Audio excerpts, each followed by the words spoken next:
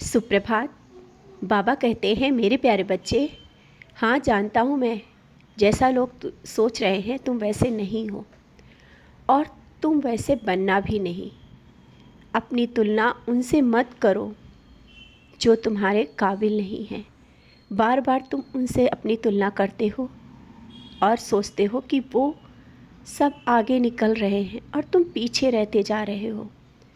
दुनिया समाज की बातें सोचकर तुम रात को सोते भी नहीं हो। ये सब जो चीज़ें तुम्हारे मन में चलती हैं ना, उनको बाहर निकालो।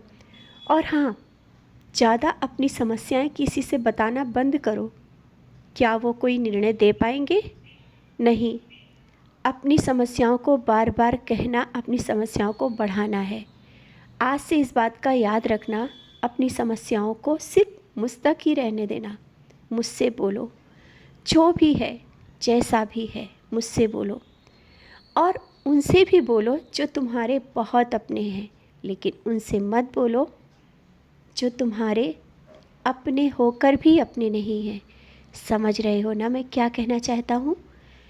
तुम्हें लगता है कि जो तुम्हारे सामने अच्छा बोल रहे हैं वो तुम्हारे अपने हैं? नहीं, वही बाद में तुम्हारा मजाक बनाएंगे, तुम्हारी उन कमियों को बाहर लोगों को बताएंगे। इसीलिए जो परेशानी आई है वो जाएगी, आज है कल नहीं रहेगी। लेकिन अपनी परेशानियों को बार बार बताना और बढ़ाना बंद करो। अपने जीवन को बदलना है तो सकारात्मक विचार रखो और जो भी बातें जिससे भी मिलो अच्छी बात करो। क्योंकि बार बार तुम जब लोगों को वही बातें बताते हो तो लोग मजाक बनाने लगते हैं। क्योंकि तुम तो अपने मन की बात कहते हो, उनको लगता है कि तुम दिखावा करते हो, बनावटी बातें करते हो।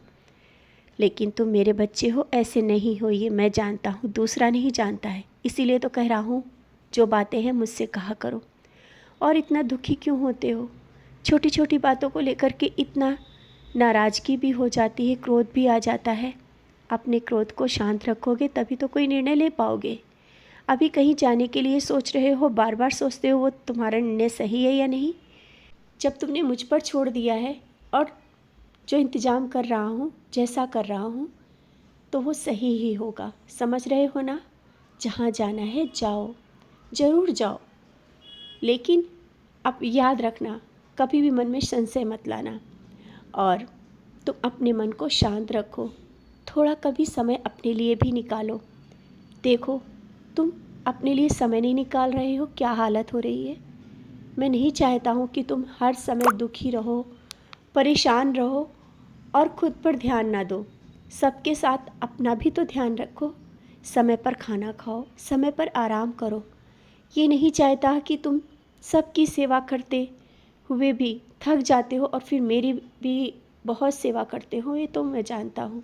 तो मेरी सेवा करते हो, मेरी पूजा करते हो, भक्ति करते हो, नाम स्मरण करते हो, सच्चरित भी पढ़ते हो, सब जानता हूँ।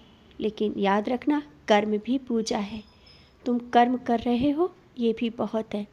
अपने शरीर का ध्यान रखो, स्वास्थ्य का ध्यान रखो, आराम कर लिया करो। क्योंकि जब तुम आराम करोगे, तुम्हारा शरीर स्वस्थ रहेगा तो अच्छा सोचोगे। जब शरीर ही स्वस्थ नहीं रहेगा तो अच्छा कैसे सोच सकते हो। और बेवजह का गुस्सा, नाराज़गी, क्रोध, नकारात्मक विचार सब मन में आ जाएंगे।